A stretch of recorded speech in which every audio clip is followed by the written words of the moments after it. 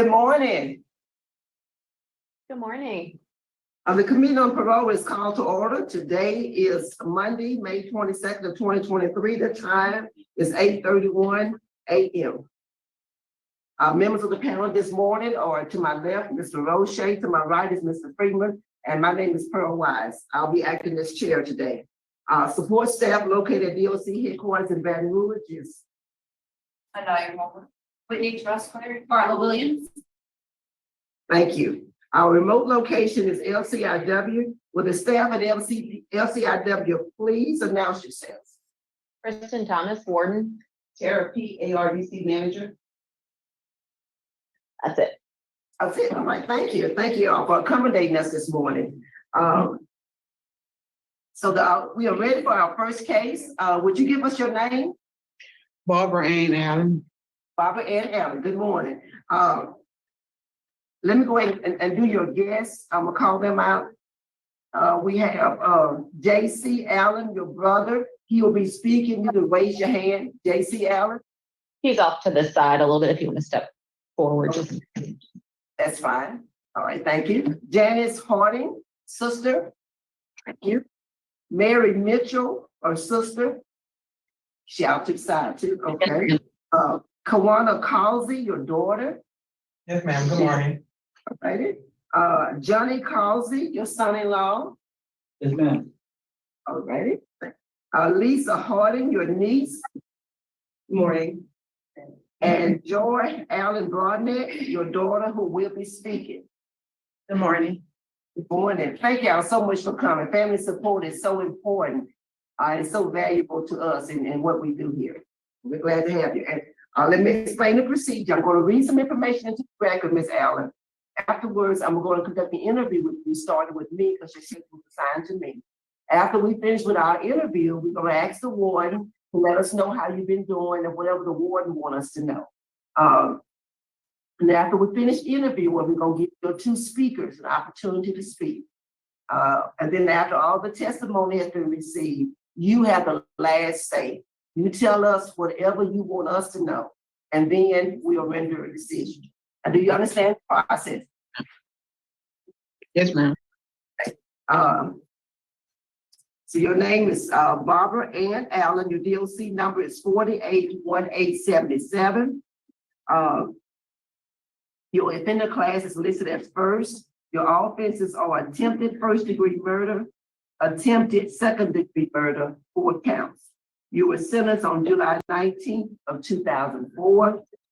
Sentenced to 30 years, 10 years to run CC at hard labor with the Department of Corrections to run concurrently. Your parole eligibility date is listed as 3/6/2023. Your adjusted good time date is listed as September the 10th of 2027. And your full term date is listed as March the 4th of 2033. Does that sound about right? Yes, ma'am. Yeah. My first question to you this morning is, why are you in jail? What happened?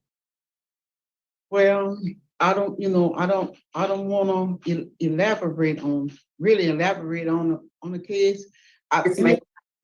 Anything I say might sound like I'm trying to justify. Yes, ma'am. The crime I committed. Mm-hmm. And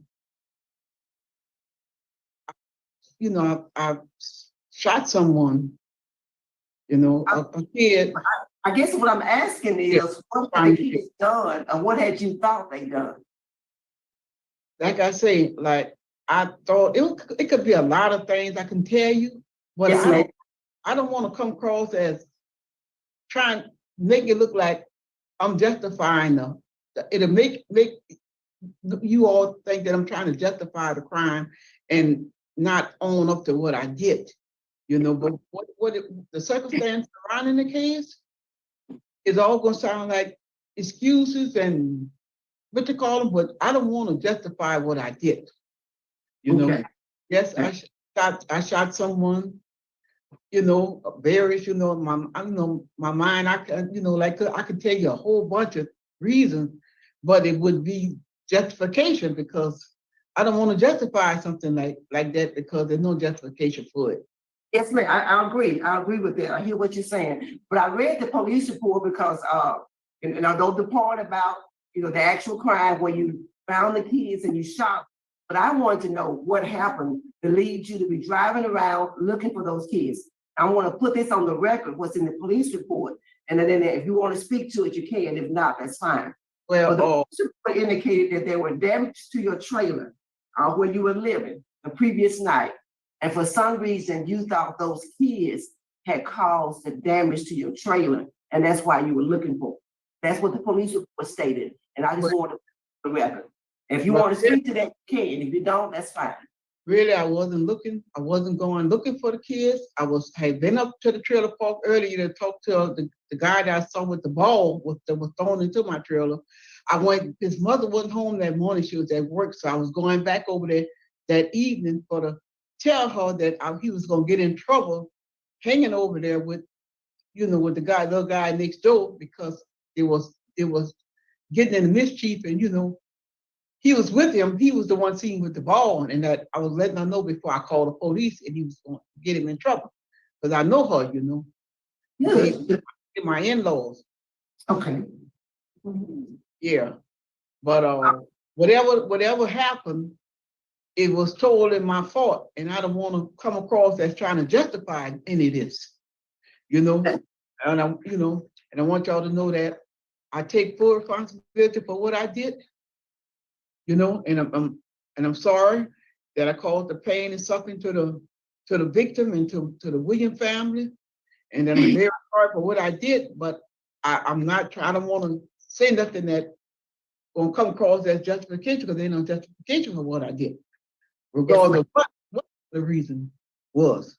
Yes, ma'am. Yes, ma'am. Thank you for that. Let's move on now. I do want to go ahead and state at this point that probation parole reached out to the victims, and you have no victims opposition. Your victims are not against you getting out early. One of the victims has said that he has forgiven you. So I want to put that on the record. So it is good to know. I was glad to see that. But on the other hand, the law enforcement community is opposed to your early release. So I just want to state that for the record. And there is some law enforcement that's unopposed. You have some law enforcement that's opposed. When I said law enforcement, we're talking about the sheriff's department, the DA's office, the judge, and the police department. We get their opinion as well about early release. And it's mixed. Some opposed and some is unopposed. I just want to state that for the record. So tell us how long you've been in jail. Call out for the record how long you've been in jail on this charge. 20 years. 20 years. And what have you been doing in these 20 years? Well, when I first got to prison, before I got to prison, when I first got to jail, someone sent me a Bible study, one Bible study. I don't know who it was, but from there on, people kept sending me Bible studies, and I kept doing them until I got shipped to St. Gabriel. And I got to St. Gabriel. I continued to send me different Bible corresponding courses. Then just before I was moved out of Aquarius to juvenile in 2008, I was in Emmanuel Bible College course. I was on the first part going into the second part. But for some reason or another, when I got moved over there in 2008, my Bible study from Emmanuel College stopped, and I had no way of contacting them for to get it continued, because I was in a seminary like. Then my certificate got lost in the flood for that. But because I couldn't get in anything academic, I kept myself busy with doing corresponding courses. And I didn't get in anything on the compound of church until 2010, when Celebrate Recovery came. And afterward, it started getting, this discipleship came, but it was through the church too. So I got into that. And from then on, I just kept doing all kind of trying to get in a JC club, the JCs, the culinary art. And the last one I was trying to get in was upholsterers. I was about to get in that just before the flood, when my eyes got bad on me. I had just got my schools back. I was in the ABA class. That's for the refresher course. I already had my GED. And I was going into upholstery. But my eyes got so bad, so I had to quit that course. And that's when they found out that I had cataracts and glaucoma. And my eyes just kept deteriorating, so I had to stop taking those kind of classes. But I also continued to work in the yard for 7 or 8 years. I was working in doing corresponding courses and doing all kind of church activities and kept going to church. I still go to church. I just kept myself in God's hands, you know. I just kept doing good, doing positive things. I kept myself busy, you know. And So what do you do every day now at the prison? What do you do now? well, I'm a housekeeper. I'm still doing housekeeping, and I'm in a victim wellness course. And I go to church every Monday night. Only if I don't go, it's only because I'm too ill to go. But I go every Monday night to church. Now, how's the victim awareness course going? Well, I done made 4 classes, but by me having surgery on my eye in March, I couldn't go the first week it started. And I think I went the second week. I think I went, but off and on, I've been having to miss some class because I just had another surgery on my GI esophagus, you know, and last week, I had to miss last Wednesday, but when I'm not at the hospital, I'm always at the victim awareness on Wednesdays. I go there. Good. That's it. Can you tell me 1 or 2 things you're learning in victim awareness? I know you got a lot of medical stuff going on. Do you know? Yeah, I learned not to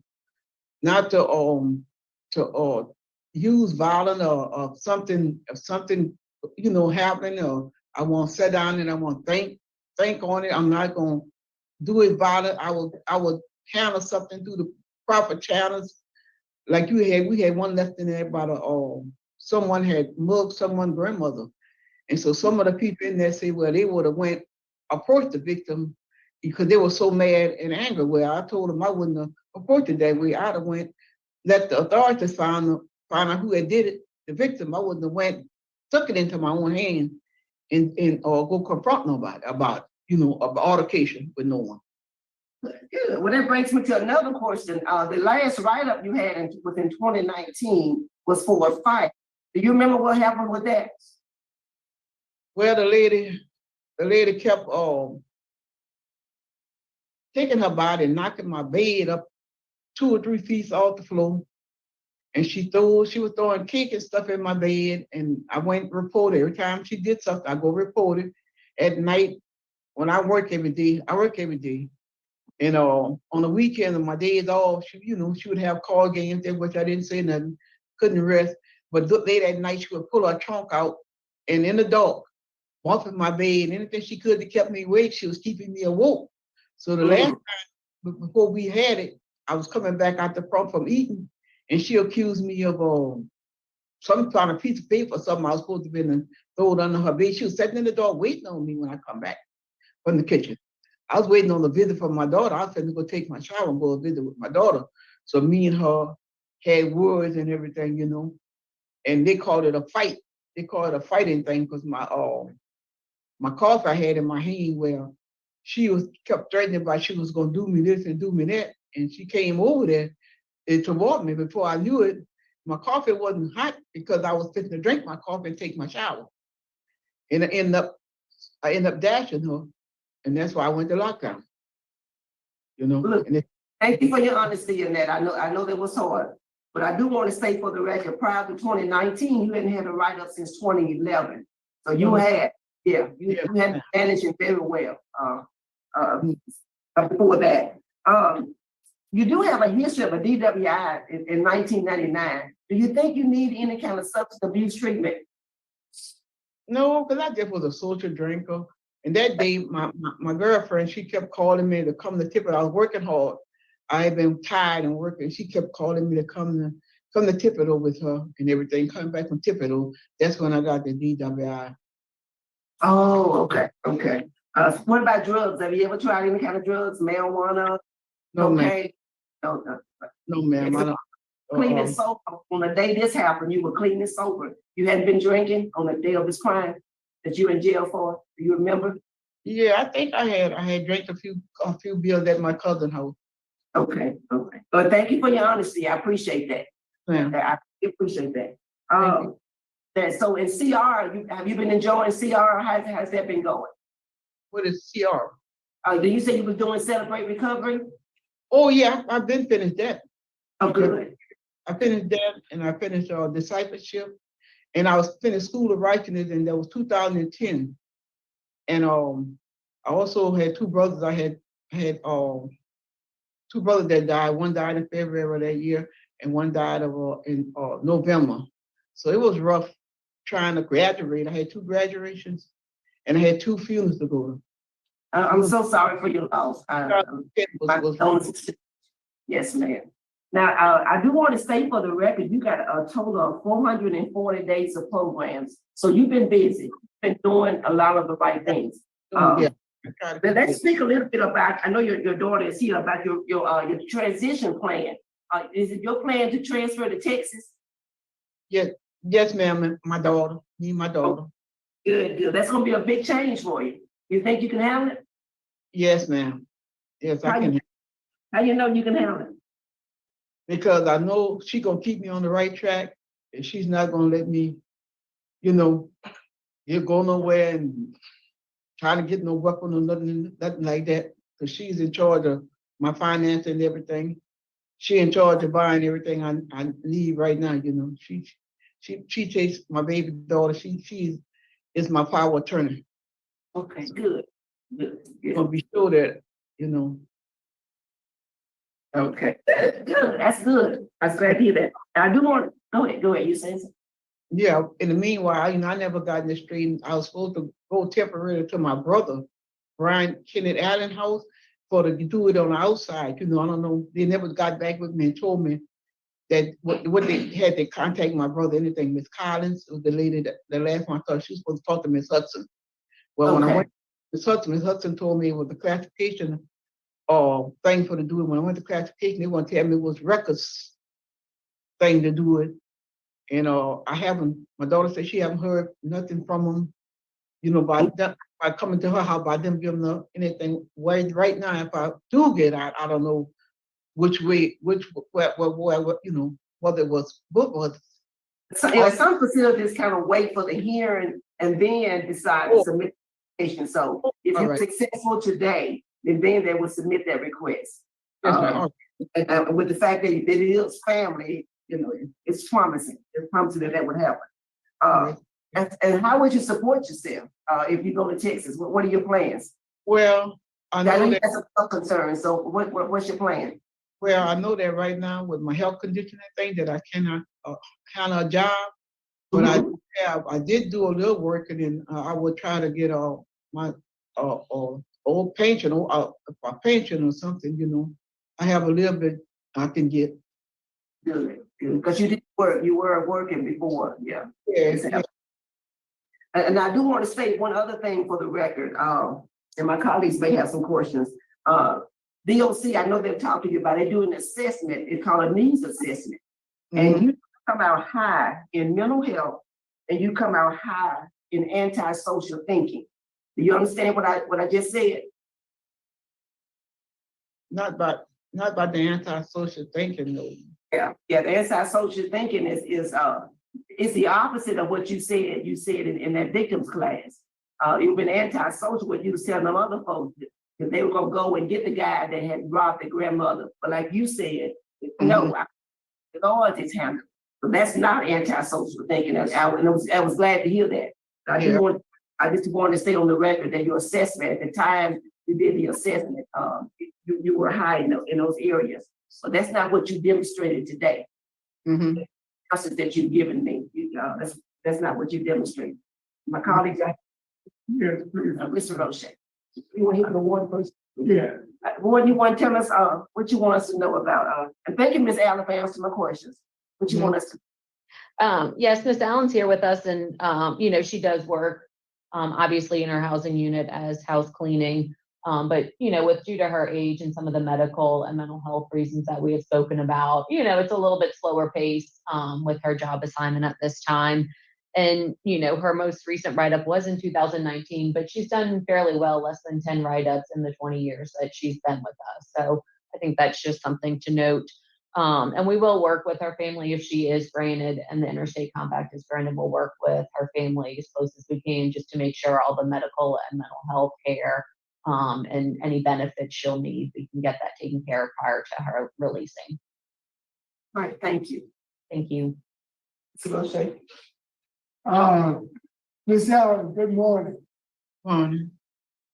Ms. Allen, it is my job to assess everything about you. And if I vote to grant you, I think that you will be successful. I don't want to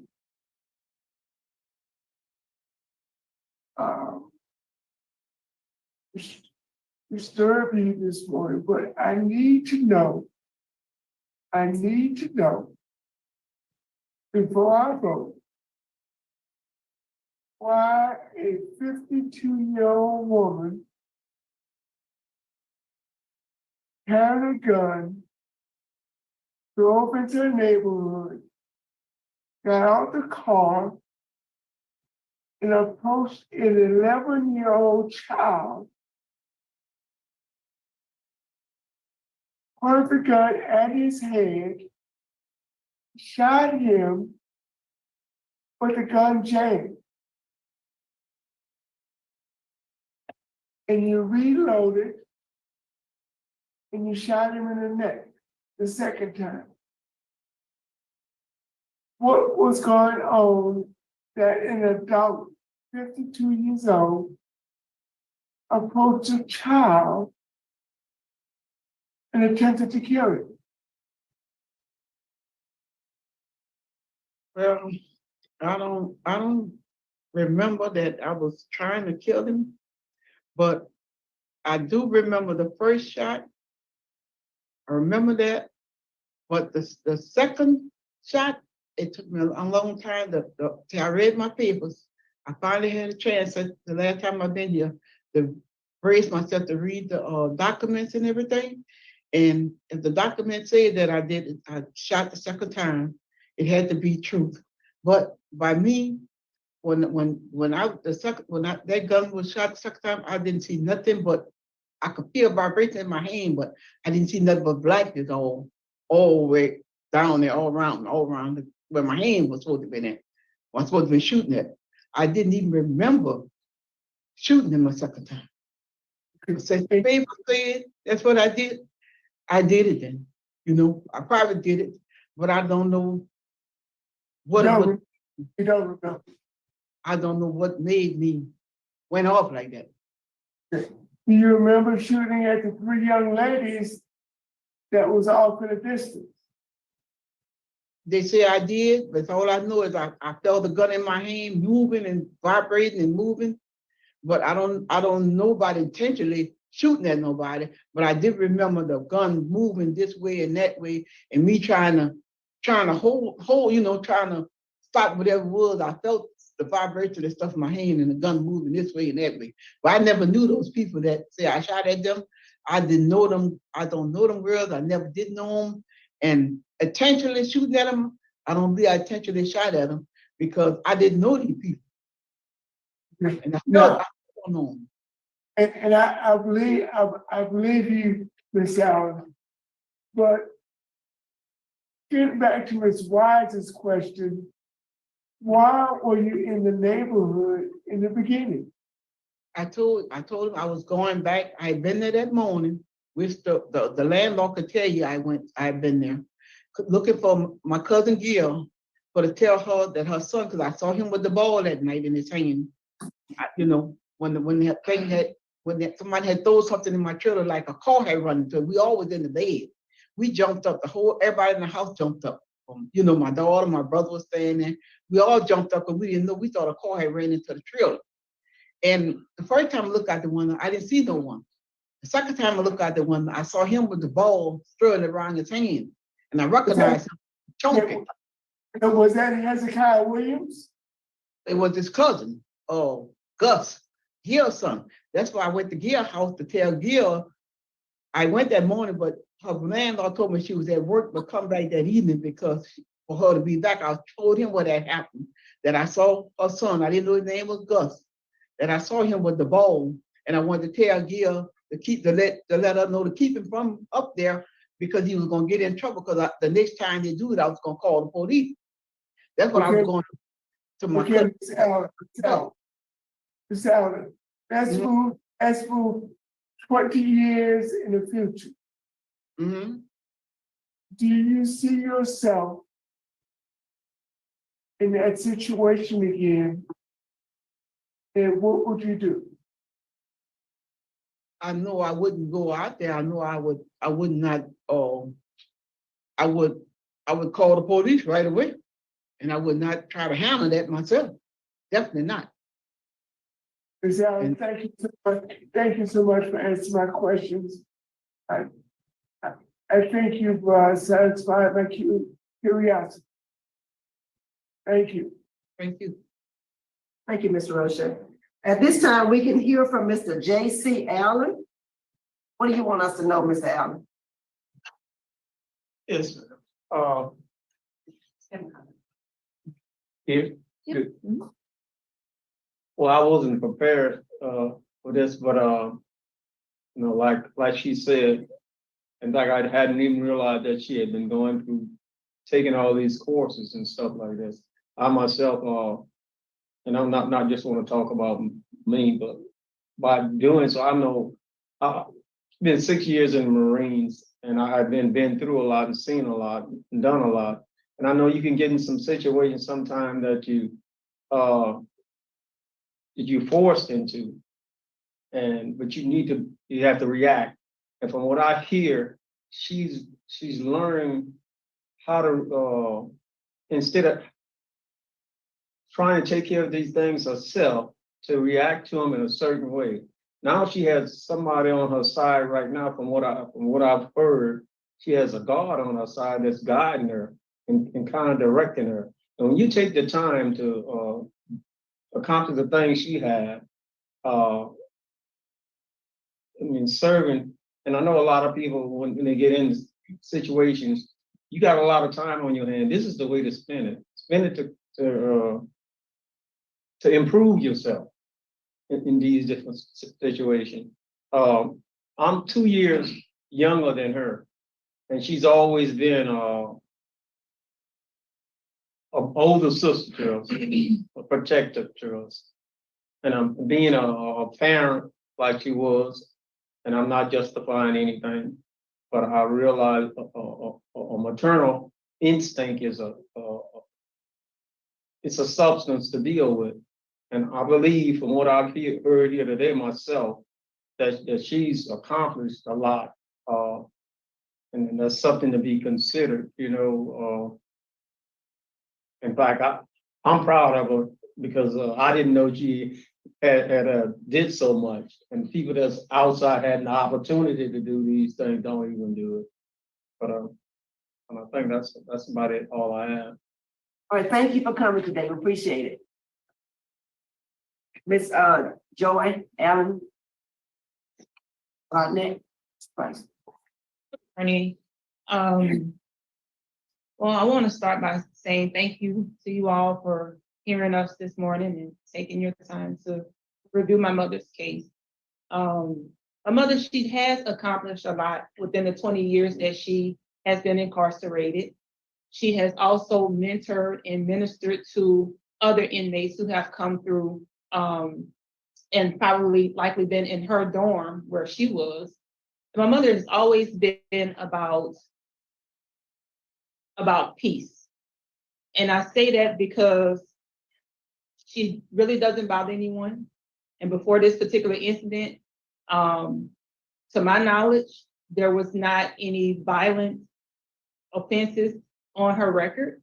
So that's something that, you know, she's never had prior to coming here. And she's the type of mother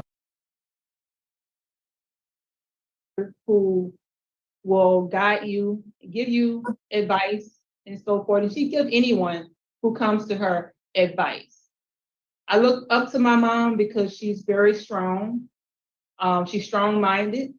Her work ethic prior to, coming here, it's been fairly good. And while she's been here, it's been fairly good. They can probably tell you if she's not working, she's probably ill or at an appointment. And she's just a strong person, and I love my mom. And when she's released, I do intend for her to come to Texas to stay with my husband and I. We do have a home for her. I don't expect her to work because of her medical conditions. As any child, you may have a child, or you all may have children yourselves. Whenever you get to a certain age, your kids want you to retire and kind of kick back. They don't expect you to do much. But as parents, I know she's going to try to do something, but I don't expect her to be a person to go out and work 40 hours a week or 20 hours a week. Anything that she needs, of course, myself and my sister, my brother-in-law, and her sisters and brothers will likely, step up and help out. I know for sure, my sister, Kiana, it was 3 of us. Our sister, Dawn, we lost her last year. But my sister, Kiana, she's here today as well. And she'll make the drive from her home to my home and make sure that mom has everything that she needs. And she has taken a lot of classes and courses. And whenever her mother passed away, she was only, I think, 22 when her mother passed away. So she took on the role of mom for her younger siblings. Anyone who needed advice, they went to her, anything that they needed. If she had it, she tried to make sure that she gave it to them. She made sure that they were going to school, even as a young mother herself, she did these things, taking care of her oldest daughter and her younger brothers and sisters, making sure they had food, making sure that they went to school, making sure that they were cared for as a mother would. So she stepped into those shoes. And even when my aunt had her daughter, my mom, my aunt couldn't take care of her, but my mom took her in so that she can have a place to stay. So she's always been a motherly figure for not only her own children, her sisters and brothers, her nieces and nephews. She would take care of them, babysit them when my cousins or aunts had to work or so forth. She's always been a strong pillar. So wrap it up for us. I'm sorry. I'm sorry. That's okay. Yes, ma'am. Thank you. Thank you. Thank you for being here. Thank you. All righty. There's no other questions and no further testimony. Now it's on you, Miss Allen. What do you want us to know before we render a decision? Well, I want to thank y'all for giving me the opportunity to be before y'all, for y'all to review my records and everything, and see that I'm a changed person. I'm not the angry person I am when I came in here, and that I've been trying to keep myself focused doing things and working and, going to church and taking up what I could take up. I never had turned down a course or somebody asked me to get in stuff. I even took 2 courses when I was shipped to Tulsa in 19. I even took 2 courses up there, although I know that I wasn't getting no credit. I just like learning, I was supposed to be a teacher, but circumstances, things happened. I wasn't able to teach school, become a school teacher, because like I said, I had my mom, I had my siblings, the raise, and everything. And when I got my daughter pregnant with my daughter in high school, I had to drop out of high school, so I never was able to go back, but I was able to go back in 96 and get my GED. So I had all that before I came to prison, and I want to let the Williams family know that I'm very sorry, and I'm so glad that I don't know how they did it, but I never expect them to forgive me, because it's kind of hard now. I haven't really all the way forgiven myself, and the shame and the remorse, I'm always gonna have that with me, to deal with, because those are I've been taught coming up, those were my people, my relatives, and I'm just so ashamed and everything of what I did. And I want to, let them know that I'm very, very sorry for what I did, to them to cause them the suffering and the pain and suffering. I called the victim and the family, you know. Right, well said, Ms. Allen, well said. The panel ready to vote? Yes. Okay. Ms. Allen, for me, my vote is to grant, but for several reasons. One is your positive family support, is outstanding. And you're gonna be moving to a whole nother location, to Texas. And Texas have a lot of programs, that's good. And what the warden said, you got a positive institutional record, and you don't have any victim opposition. That speaks volumes for me, if the victims don't oppose you. And then you have some law enforcement who was unopposed as well. With special conditions, as the warden has already stated, they're gonna do what they can to connect you with the services that you need. And the vision for me now is that you are to cooperate with that. Don't get out of jail. You don't need to go to no counsel. You don't need, no, yeah, you do. Still need to go to any of your mental health appointments. And I would like to see you get a substance abuse evaluation and follow that. Yes, ma'am. I know leaving and change is gonna be a whole lot on you. So 6 months after you're out, I want you to start going to CR and celebrate recovery at least 3 times, 6 months after you get out. Yes, And ma'am. a year after you get out. You've been out for a year. I want you to start doing 4 hours a month community service. Speaking to girls and women. Yes, ma'am. They say you other figure, I mean, you could just go to, I'm sure there gonna be a lot of facilities and centers, even at your church, and just share your testimony and encourage young women and girls. But that is my vote. All right, Mr. Roche. Ms. Allen, it was a pleasure meeting you this morning. And I think you're right. I think you're right. I just had to get in my mind, your frame of mind at this present time. And I think you're right. My vote is a little different from Ms. Wise. I'm going to grant you. I'm going to grant you conditionally for completing victim impact. You're in that program now. It's important that you complete that program. Other condition before you must have an approved ICOT to Texas. Those are 2 conditions before release. Yes, sir. Victim impact. And if you hadn't started yet, start your ICOT to Texas. You have a good transition plan with your daughter. You have a new sheriff in town by the name of Carsey. And she's gonna lay down the rules and regulations. And make sure you go to your doctor's appointments and that you don't work too hard. Yes, sir. Sometimes we get with 72 years old. And we can't work as hard as we used to work, okay? I'm gonna add 2 conditions. You have a curfew from 9 p.m. to 6 a.m. And you're gonna have no contact with the victim or the victim's families. Yes, sir. Good luck. Thank you, Mr. Roche. Mr. Freeman. I also grant conditional on being accepted to Texas through interstate contact. There's be no contact with the victim and you're not to return to Louisiana without permission. Yes, sir. So, Ms. Allen, you have 3 votes to grant. Your parole has been granted after you complete the victim awareness. I hope you can, and then you get accepted to the ICOPS to Texas. All right. I sure appreciate it. Thank y'all very Thank much. you. Thank y'all. Thank y'all.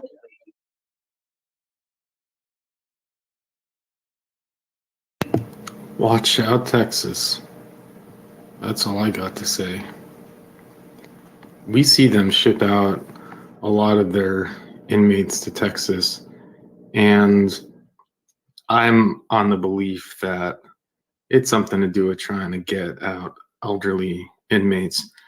I don't know what interview they saw, but the one I saw was quite disturbing, and we do have some facts to the case that we can go over, including the daughter that she's going to be the new sheriff in town, going to go move to, got arrested during that incident for pulling a gun out and threatening police officers when they showed up.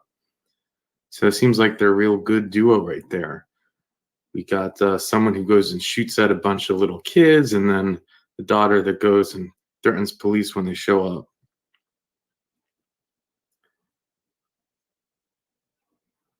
It was one of the worst interviews. You know, Miss Wise, I know some people love her, and this isn't, you know, I just don't know what it is, but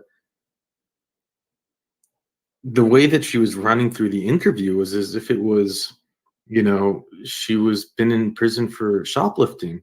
We have to remember she went out, like what Mr. Jackson said, she went out, hunted down kids, an 11-year-old boy, pulled out a weapon and pointed it point blank at his head, pulled the trigger, it jammed. She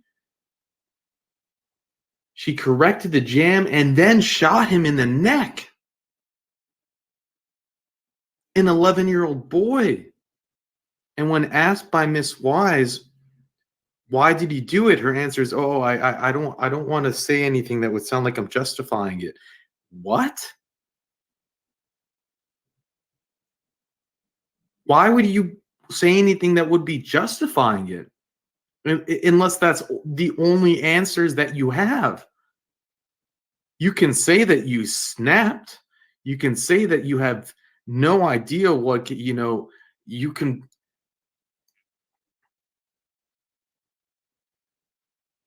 But to say, I don't want to say anything, it's going to sound like I'm justifying it.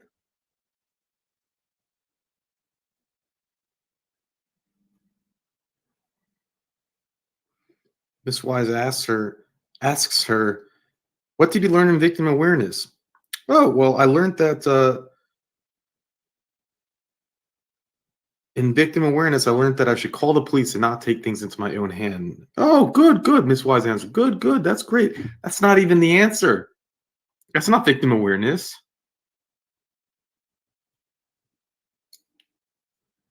Do you have a drinking problem? Well, no, I had a long day at work. My friend told me to go have a drink over and over and over. So, you know, that's why I got my DUI. Were you drinking when the incident happened? Yeah, I had a few drinks. If there was ever a time that you might want to dig into her, you know, issue, you would think it would be when she shot an 11-year-old in the head and she was drinking, and it was the middle of the day, in the morning.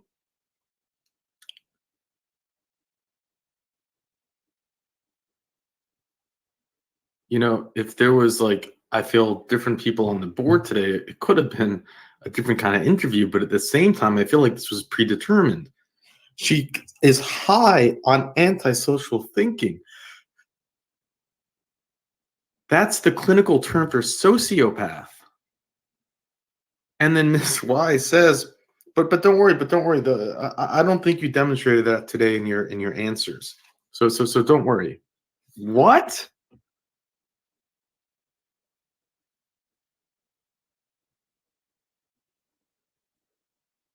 Miss Wise, you understand what sociopath means? It's not a curable thing. And having answers on a question at your parole hearing, which you can be coached, does not mean that you're not showing it. Not to mention that her answers were not. There was nothing positive. She did not express remorse. She did not even, to me, express gratitude and relief when she heard that the victims were unopposed. I didn't see emotion or regret or pain in here. How do you shoot an 11-year-old how? And then that wasn't it. She kept shooting children.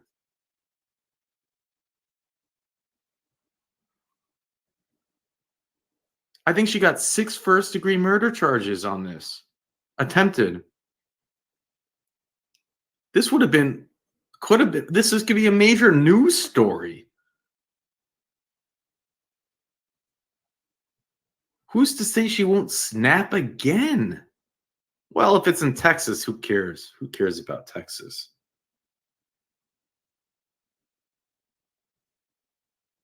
I don't get it. I just don't. I really don't. You know, like Mr. O'Shea said, how is it that you walk You drive into the neighborhood, you get out of your car, and you point your gun at an 11-year-old child.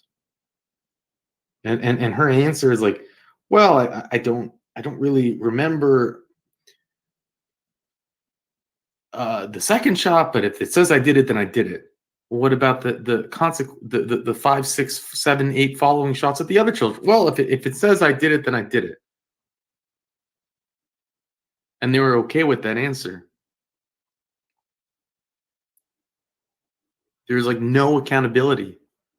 There was no I can't wrap my mind around it. You're lucky the child survived, but you attempted to wipe out a child's life, an 11-year-old's life. Why couldn't she serve her full-time date till 2033? Another 10 years. Let's make sure that we're safe.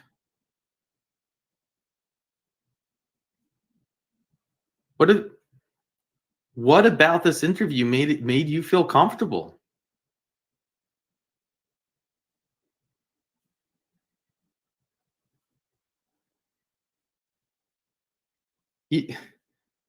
Even like the Marine, he's like, what is he comparing combat experience with? He said, I know that there are situations that you're pushed into a corner. It's like she was pushed into a corner. That's why she tried to assassinate an 11-year-old.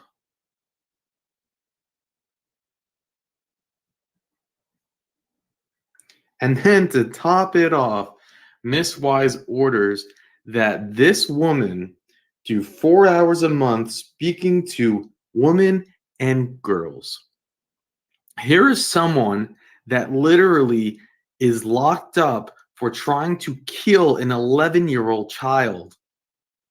And now you want her to spend 4 hours a month with children? Do you think that is a good situation to put her in? Do you think she can handle being around children? Do you want to risk another child's life just in case she snaps? Are you crazy?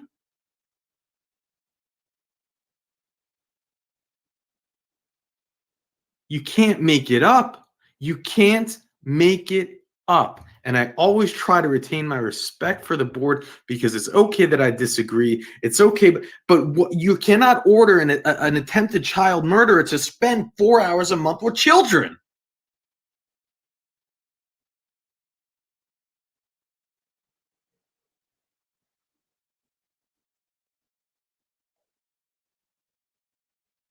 How is that possible?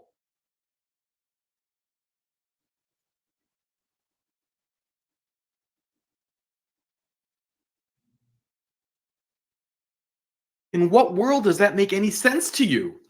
How is that okay? How is that an order from the court?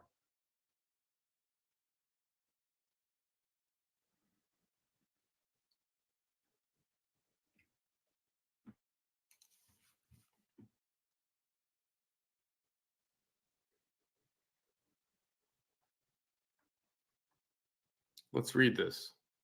Thank you, Richard,